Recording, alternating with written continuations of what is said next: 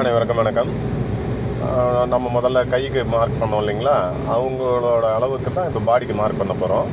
துணி பாடி பெரிய அளவுன்றதுனால 1.5 மீட்ரு இது மடிப்பு நம்ம பக்கம் இருக்கிற மாதிரி வச்சுட்டு, பிசுறு நம்ம ரைட் கை பக்கம் இருக்கணும். ஓகேங்களா? கீழே 2 இன்ச்சில் ஒரு கோடு போட்டுருங்க. அதுக்கு பிறகு பாடியோட உயரம் தான் ஃபஸ்ட்டு மார்க்கு. பாடியோட உயரம் எவ்வளவோ 14, 15 எவ்வளோ இருக்கோ அதுக்கு 1/2 இன்ச்சு சேர்த்து 15 எடுத்தேன், 1/2 இன்ச்சு சேர்த்து 15 வைக்கிறேன்.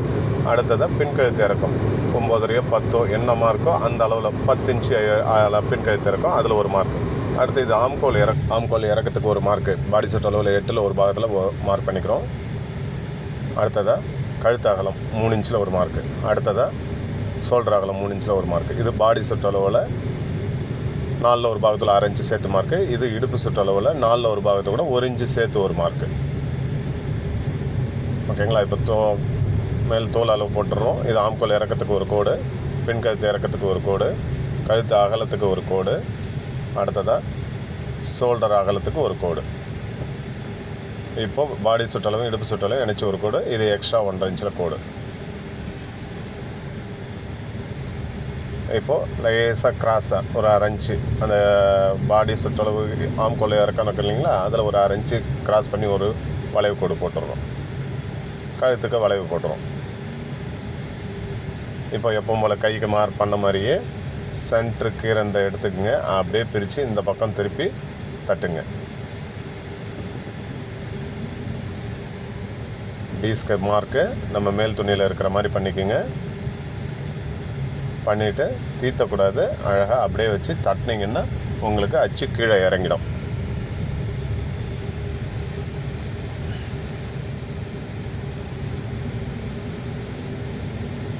இது மாதிரி தட்டி எடுத்துக்கோங்க. கீழே மார்க் இறங்கிடும். அதுக்கு பிறகு திருப்பினீங்கன்னா இப்போ இது பாடி அளவு பெருசுன்றதுனால உங்களுக்கு சைட்லலாம் அந்த கையோட மார்க்கிங் தெரியுது.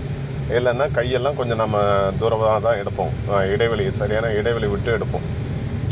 ஓகேங்களா? இப்போ இந்த பக்கம் தட்டியாச்சு. இப்போ அதில் பழையபடி மார்க் பண்ணி கோடு போட்டுடுறோம்.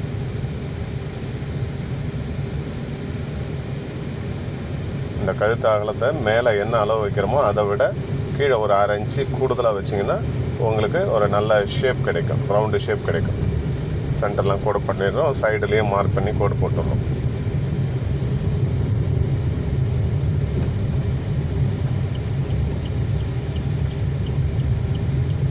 இப்போ பழையபடி எல்லாத்துலேயுமே அந்த அச்சிலேயே ஒரு கோடு போட்டு சரி பண்ணிக்கிறோம்.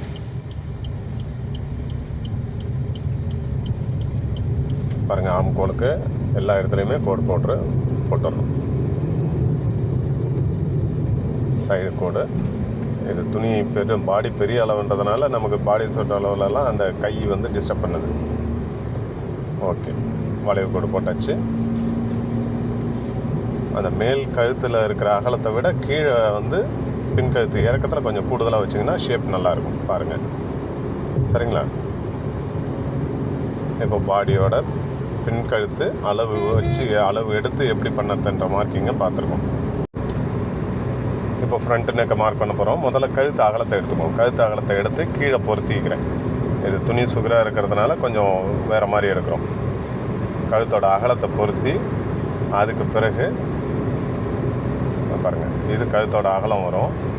அதுக்கு பிறகு முன்கழுத்து இறக்கம், அதாவது இதுதான் மேல் பகுதி, அது கீழ்ப்பகுதி. ஓகேங்களா? இப்போது ஷோல்டரோட அகலம் இதில் பண்ண போகிறோம். ஷோல்டரோட அகலம் எவ்வளவோ 3 இன்ச்சு வச்சோன்னா அந்த 3 இன்ச்சை இதில் மார்க் பண்ணுறோம். மார்க் பண்ணியாச்சு. இப்போ இது வந்து ஆம்கோல் பக்கம். அந்த பக்கம் எல் தெரியுது பாருங்கள், அதுதான் கழுத்து பகுதி. அதில் இப்போ வளைவு கோடு போட்டோம். இதுதான் முன்கழுத்து. முன்கழுத்து பார்த்திங்கன்னா நம்ம ரைட் கை வர்ற மாதிரி பார்த்துக்குங்க. ரைட் சைடில் தான் நம்ம முன்கழுத்து ஆரி ஒர்க்கு டிசைன் பண்ணுவோம். அதுக்கு தகுந்தாப்பில் வாட்டம் கரெக்டாக இருக்கான்னு பார்த்துங்க. சரிங்களா? ஓகே, முன்கழுத்தும் ரெடி ஆகிடுச்சு. இதுதான் ஒருத்தவங்களுக்கு அளவு எடுத்து எப்படி ஆரி ஒர்க்குக்கு பாடி மெஷர்மெண்ட்டை வச்சு மார்க் பண்ணுறோன்றதுக்கான மார்க்கிங் வீடியோ இது. சரிங்களா? ஓகே, அனைவருக்கும் நன்றி, வணக்கம்.